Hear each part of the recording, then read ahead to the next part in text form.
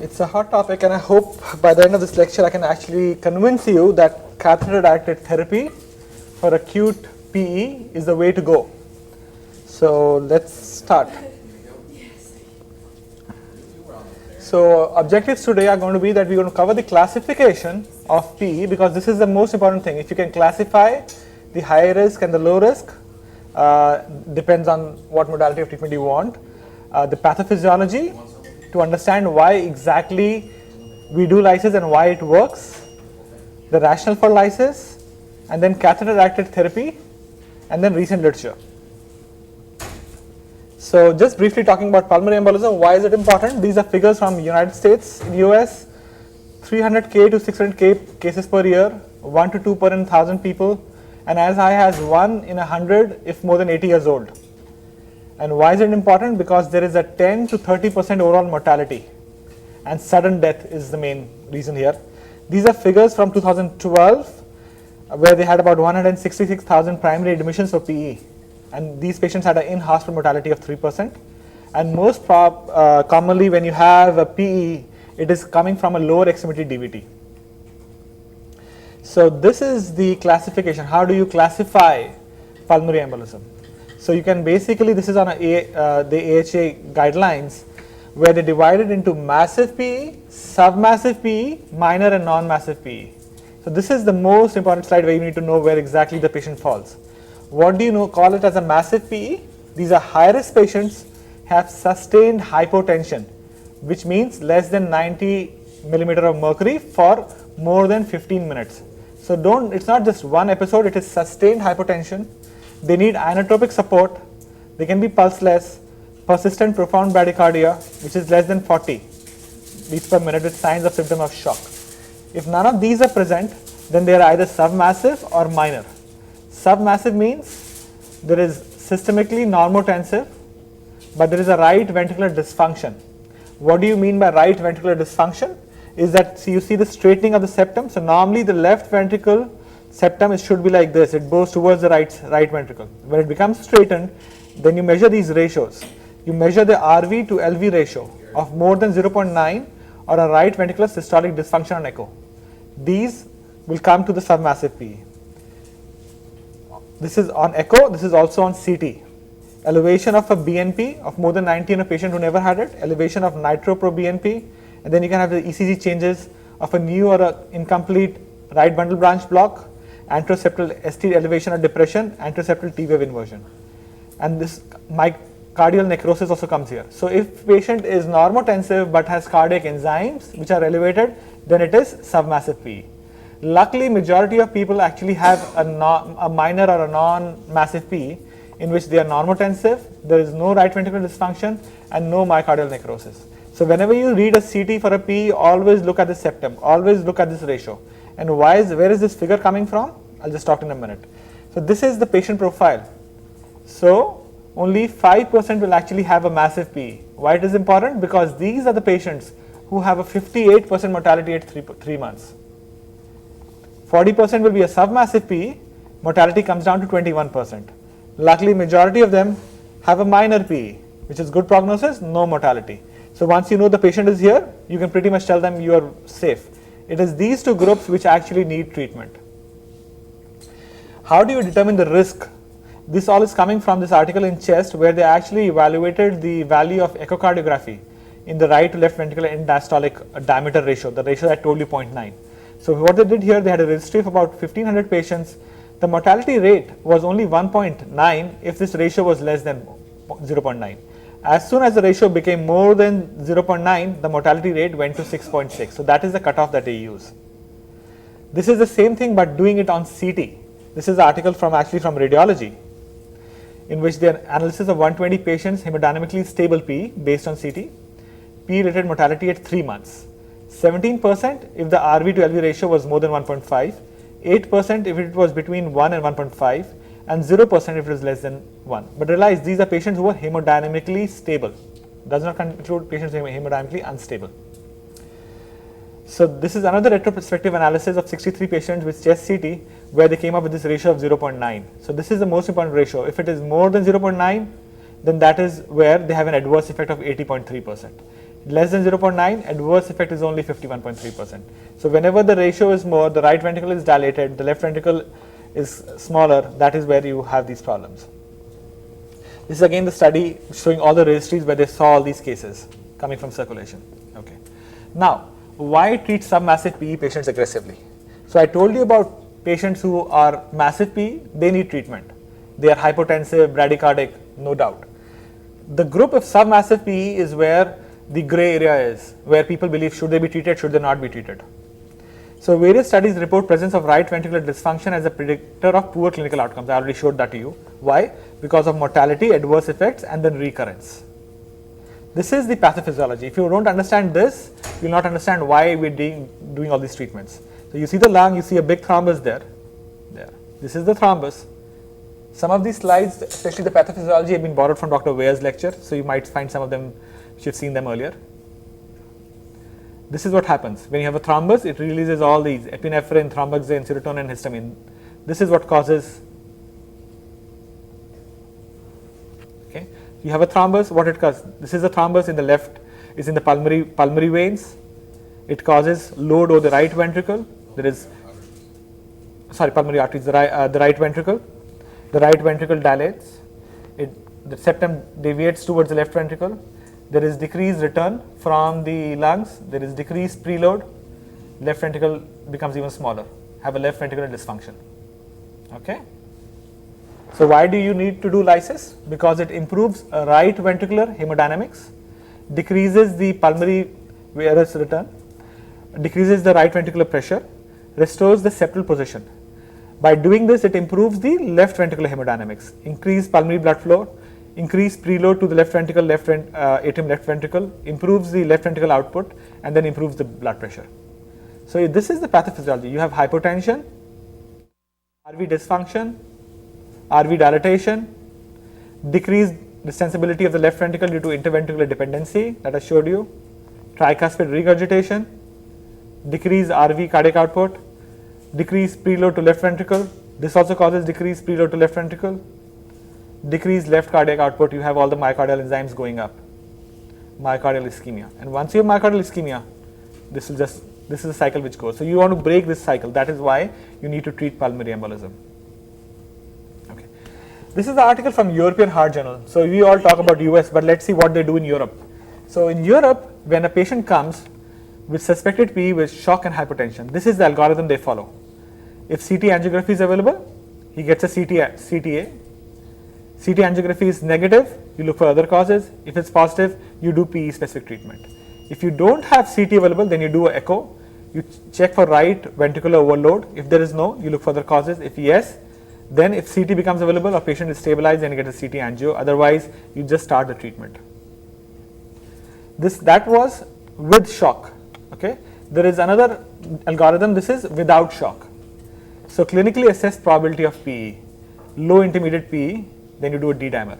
So if you have high suspicion, patient is hypotensive, have anything with shock and hypotension, then you don't wait for D-dimer, you straight away go to CTA. This is where you do a D-dimer, negative no treatment, positive a CT angio and then treatment.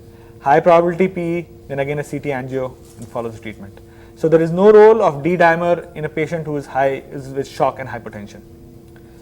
This is another journal from European Journal of Heart Journal in 2015, where this talks about the systemic thrombotic therapy for acute PE, systemic review of meta-analysis. So they reviewed all the studies where they did systemic lysis. So this is systemic therapy. I'm not talking about catheter directed therapy. This is systemic thrombolytic. Okay. So what was the aim here was to see if it is associated, does it benefit, and is it associated with any increased risk of hemorrhage. So they reviewed a randomized control trial comparing systemic thrombolysis plus anticoagulation with anticoagulation alone in patients with acute PE. Risk and benefits were compared. And I'll just tell you from the conclusion here, thrombotic therapy reduces total mortality, PE recurrence, and PE rated mortality in patients with acute PE. The decrease in overall mortality is, however, not significant in hemodynamically stable patients. So hemodynamically unstable patients, yes, it worked well. Not in hemodynamically stable patients with acute PE. And the other thing was thrombotic therapy was associated with increased major and fatal intracranial hemorrhage. So you don't want this. But remember, all this is talking about systemic thrombotic therapy, where you give about 100 milligrams of TPA. So there were 15 trials, about 2,000 patients. These were the results from all these trials. So what was the criteria of inclusion? Massive PE, anatomically small or moderate PE with hemodynamic stability, hemodynamically stable but right ventricular dysfunction detected on baseline echo, and normal echo with moderate size PE associated with massive pelvic thrombosis. These were the criteria of inclusion in these studies. What were the results? Thrombotic therapy results in faster thrombus resolution than with heparin alone. So that is clear. The thrombotic therapy, the thrombus goes out faster as compared to only heparin. Significant reduction in PE induced pulmonary hypertension within 24 hours of treatment, as soon as 24 hours. Significant improvement of pulmonary perfusion scans in 24 hours. Appears to reduce mortality in patients with shock due to massive PE. So when you had massive PE, then it was good. This therapy was reduced mortality. So in patients with acute PE, normal BP and 2D echo signs of right ventricular dysfunction, it's shown to reduce mortality and recurrent PE, but this is controversial. Does not reduce mortality or incidence of recurrent PE in hemodynamically stable patients. Improves hemodynamic response to exercise. Okay. So, but this is all for systemic therapy. So systemic therapy has shown that when you have a massive PE, yes, it works. But for submassive PE is the gray area where systemic therapy actually had more complications than the benefits. So like any procedure, every therapy has contraindications. So before you even plan for any systemic lysis, you have absolute and relative contraindications. So you need to rule them out before giving them any TPA. So which are any prior intracranial hemorrhage, brain AVM, CVA, active bleeding, recent surgery, recent significant trauma. So these are absolute. Relative, age more than 75, current anticoagulation, pregnancy, non-compressible vascular puncture, they'll keep bleeding, traumatic prolonged CPR, internal bleeding, uncontrolled hypertension, remote stroke, major surgery. So you have to benefit, the risk-benefit ratio has to be seen. If they have absolute, then you don't plan for therapy. If they are relative, then you plan for therapy. So this is a recent randomized controlled trial examining the benefit of IV thrombolysis in submassive or intermediate risk PE. This group only included submassive. The last one had all. This is submassive or intermediate risk. So this is where actually the gray zone lied. So this is known as the PATHOPHYSIOLOGY trial. Every trial needs to have a fancy name. That is how trials become fancy. So that's how they become important. So if you're going to do work on a trial, give it a fancy name and then people like it. So what they were doing here was they were investigating the clinical benefit of thrombolysis with TPA over placebo in normotensive patients with acute intermediate risk PE. So this is not TPA, this was tenecteplase. It's another one of the anticoagulations there. And both arms received heparin as anticoagulation. It was to assess the safety in patients with intermediate risk PE. This has nothing to do with massive PE, this is intermediate risk PE. So what were the findings? IV thrombolysis reduces the risk of hemodynamic collapse. So this is a group which got systemic lysis. This is just the placebo, they only got heparin. All cause of mortality in 7 days, 6%, 6 patients, 9 patients. Hemodynamic collapse was only in 8. And here hemodynamic collapse was in 25. So this is a significant value, okay? But the problem lies here. So the benefit of lysis came at the cost of major bleeds, including intracranial hemorrhage. So strokes by 7 days, there were 12, only 1 here, again significant. So serious adverse effects 29 versus 39. So this is the big problem, the bleeds. That is why you need catheter-directed therapies. So what is catheter-directed therapy? It's additive or alternative treatment for massive PE. You have a wide variety of devices, but basically they fall into 3 categories. You can break the thrombus, you can aspirate the thrombus, or you can give intrathrombus lytic administration. So this is coming from Circulation, where they are divided in the techniques and the devices which are currently available in US and in Europe. So I told you about thrombus fragmentation. So these are catheter interventions without thrombolysis. So if the patient is not a candidate for thrombolysis, then you can do all these procedures. If the candidate for thrombolysis, then you can do these. So how they work? Thrombus fragmentation. You can basically put a pigtail catheter there remove the pigtail catheter and break the thrombus. You can use a peripheral balloon catheter to break the thrombus, or you can use an Amplat's thrombectomy device. And now we have the Indigo, which is from Penumbra, which can also comes in the same category. Rheolytic thrombectomy is the angiojet. What is rheolytic thrombectomy is on the principle, it's basically they give a high jet of saline which is given out, and because of Bernoulli's principle, it breaks the clot and it sucks the clot back in. So that is known as the rheolytic thrombectomy. So you can do it without any thrombolysis, or you can do it with thrombolysis.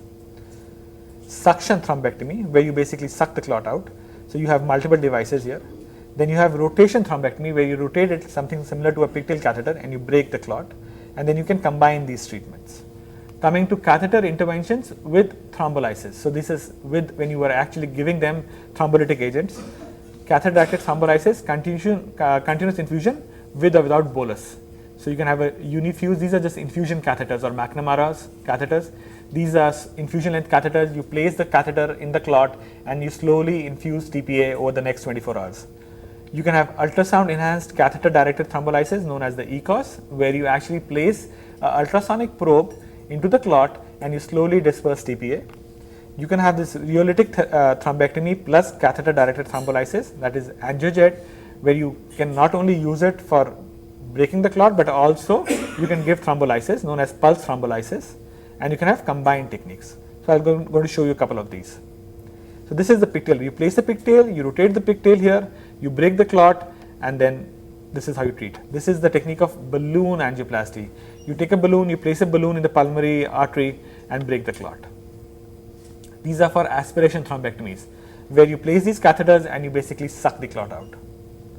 This is the rheolytic aspiration that's taking about the angiojet, where basically you have a high pressure saline lumen, you have a saline jet, and this recirculates, and then you get the fluid is actually sucked up here. So you throw a jet, you break the clot, and then you suck the clot back. This is the Penumbra, the Indigo, where you have these catheters. This is the suction device. You basically suck the clot out. These are big 8 French and 6 French catheters, and this is for actually breaking the clot, and this is for sucking the clot back into here. This is the EKOS, or the ultrasound guided lysis. So you basically have this machine. It is a catheter which goes there, 5.5 French. Through that catheter goes a wire which is ultrasonic wire. This breaks the catheter. This is the ultrasonic wire, gives us ultrasounds. This disperses the thrombin. The thrombin gets dispersed into the TPA gets dispersed into the clot. It breaks the clot. So this is showing fibrin without ultrasound. This is fibrin with ultrasound, how it breaks it up. This is the case from endovascular today, where they actually have placed, this is the EKOS catheter. So they have bilateral PE, as you can see here, saddle embolus, big time. They place the EKOS catheters, one on each side. This is the EKOS catheter. They let it drip for next 12 to 24 hours, and this is the final result. This is the same patient pre and post EKOS therapy. So you see this, how much the right ventricle is dilated, how it is bowing towards the left ventricle is smaller, and this is post 48 hours. It's come back to normal anatomy. This is the case from here. You see this big saddle pulmonary embolus. Can one of the residents tell me what this is? Yep, that's a pulmonary infarct. This is his angio. So you can see a big time thrombus here, big time thrombus there, pretty much very much decreased pulmonary arterial flow. We placed 2 pigtail catheters, one in the right, one in the left. We gave him TPA, which was followed from the 24 hours. This is his post. You can see the blood flow. See this and see this. Okay. This is another case of mine where, not from this hospital, from the earlier hospital, where we did a pulmonary angiogram, shows complete blockage of here. EKOS catheters placed here. This is the final result. This is a case of a suction thrombectomy that I was talking about, the Indigo device. So this is one of Dr. D's case actually. I was with you. This is the Indigo patient. So we actually had a big time pulmonary thrombus. We actually placed in the Indigo catheter here. This is for suction. So we are sucking the clot out here. And then we give TPA. This is the result.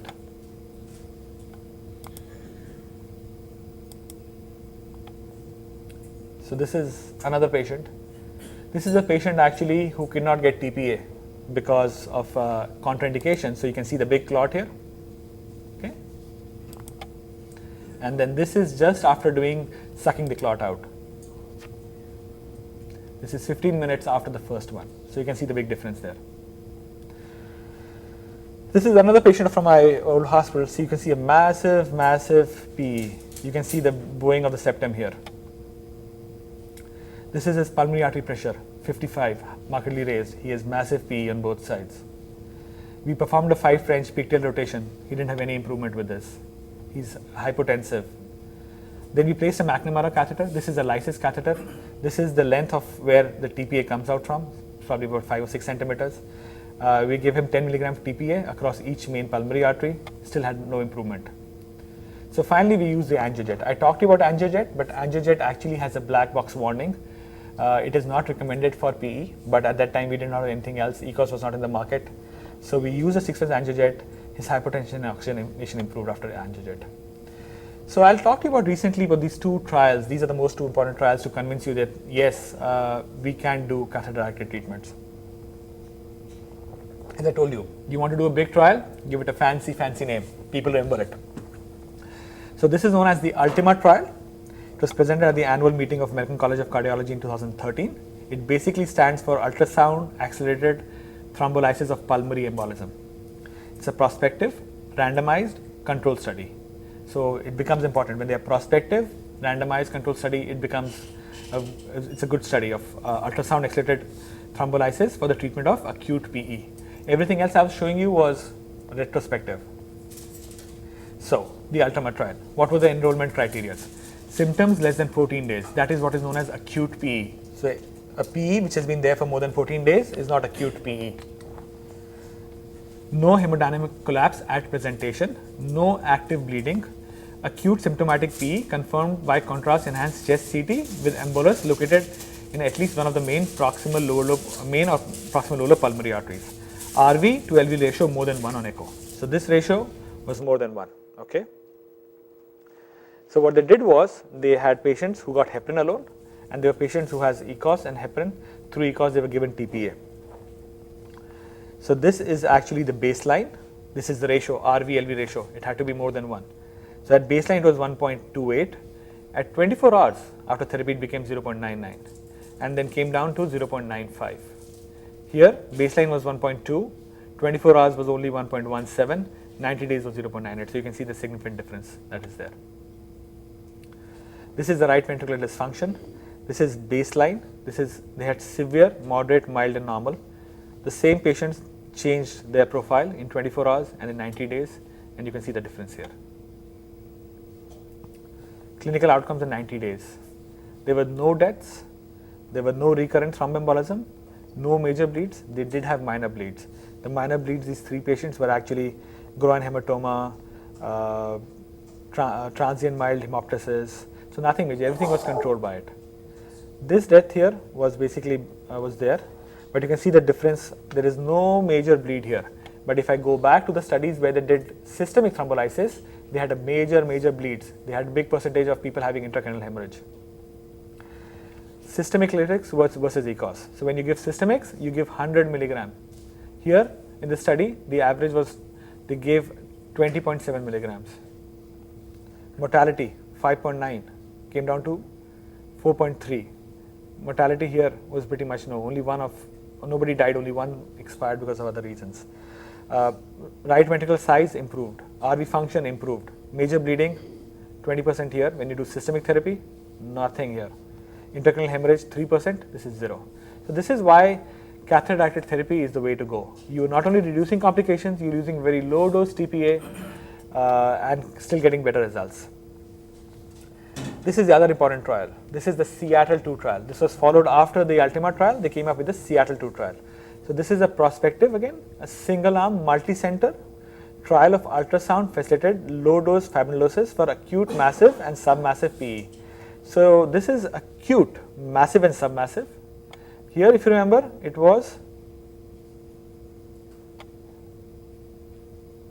acute PE. They did not have submassive there. Okay.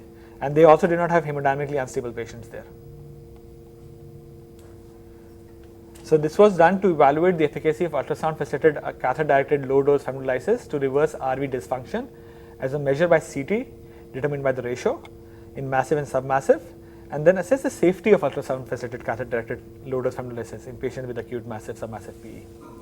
So again, main inclusion criteria: proximal PE, age more than 18 years, less than 14 days. What was massive?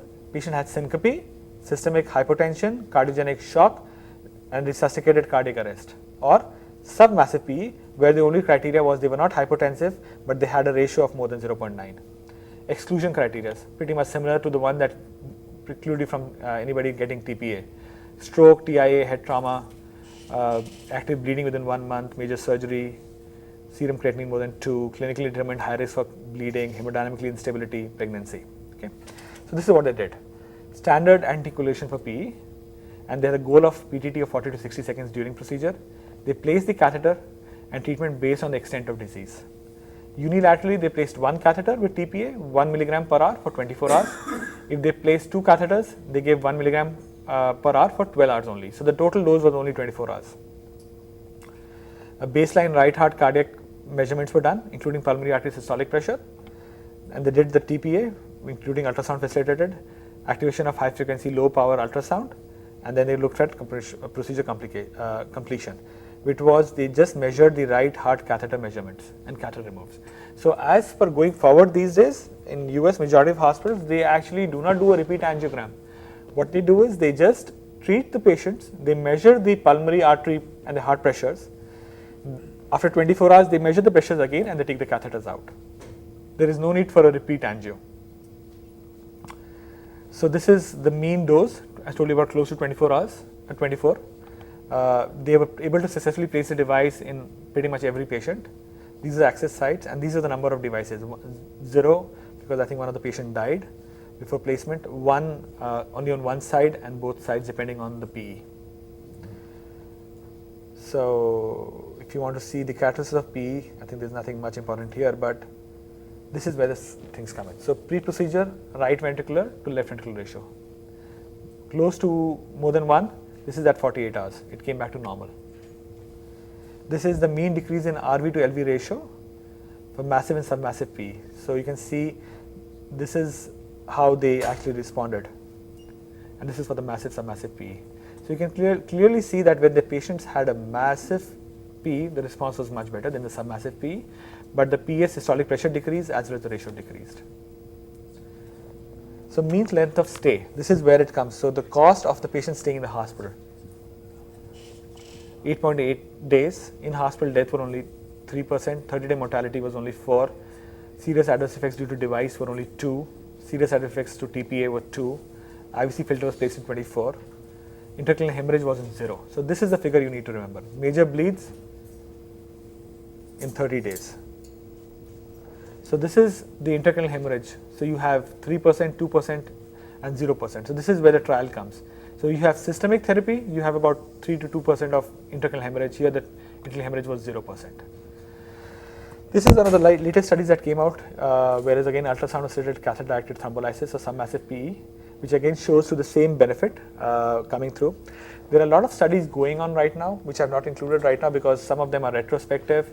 So we were looking only at the prospective trials which were there, and all these trials point towards the benefit of actually getting lysis. So again, what's important is you need to know where your patient lies. Is it a massive PE, submassive PE?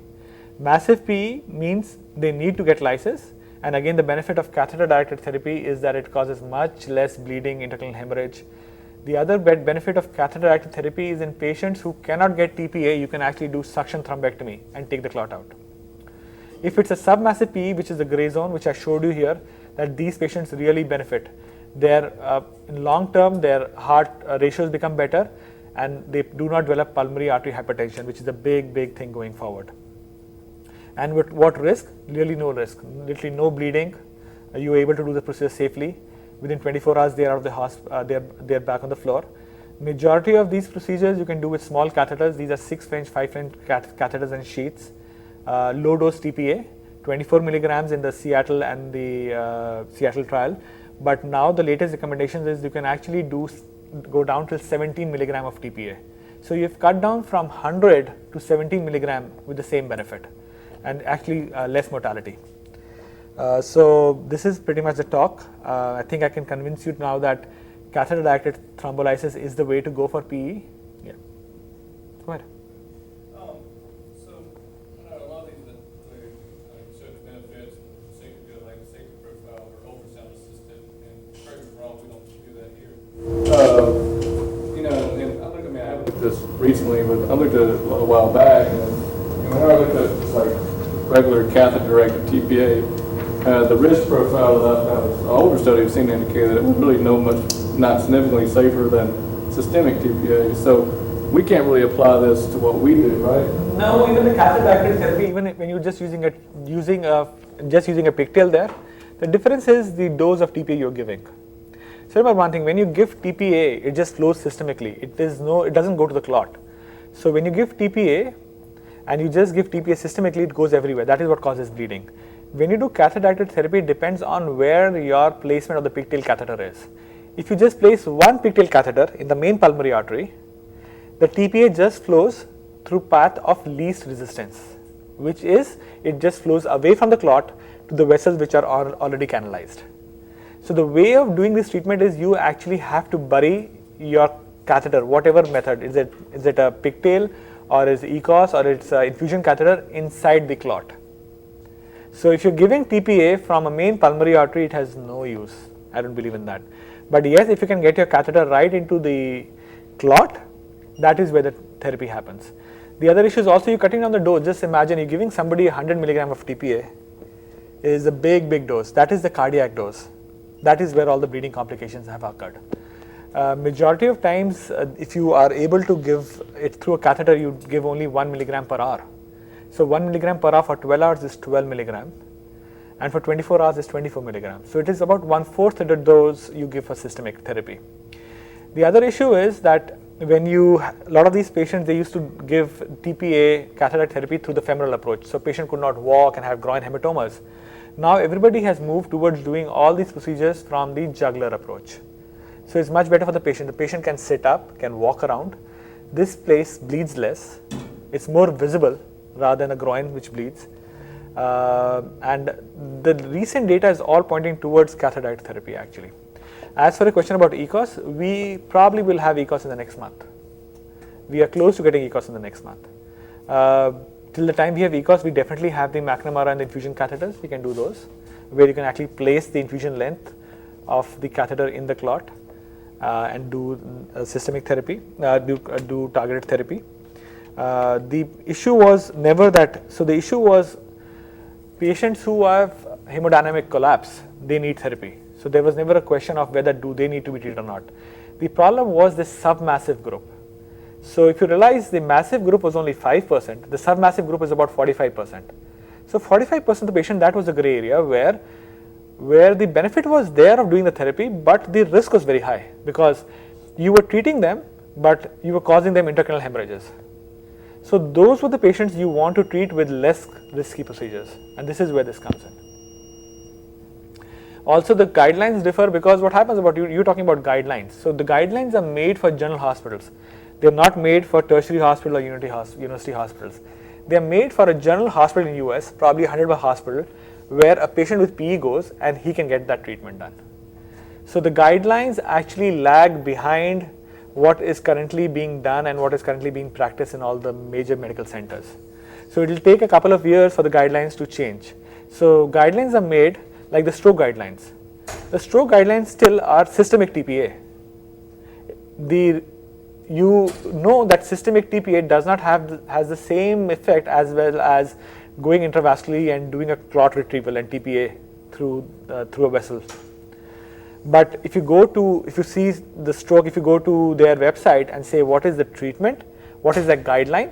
The guideline is systemic TPA. You get a CT scan done, no hemorrhage, they give them systemic TPA. Because that is for the whole general population, small hospital, big hospital, where all we can treat. But now we are at a tertiary center where we are talking about patients where we have facility where we can do all this. So that's the same talk about how you treat stroke is the same way about PE. The worry about these patients is not that some of them die, that is there. And the second big question that is coming up with pulmonary will tell you is delayed pulmonary hypertension. So they have delayed pulmonary hypertension leading to right ventricular failure, and that is what causes all the problem. So that is why you want to treat them as early as possible to prevent those complications. It's the same talk also on if you see patients on DVT. So if you see patients of DVT, what is the recommended treatment? You just put them on anticoagulation, heparin, Lovenox, right? A filter. But what happens is they have post thrombotic syndromes. The veins do not respond well. They have edema years later. The veins become incompetent. So now the push is, if you have a DVT, should we be doing lysis for those DVTs to preserve those veins, preserve those valves in the veins, so that the patient do not develop late onset venous insufficiency. So there's a big trial going on that too.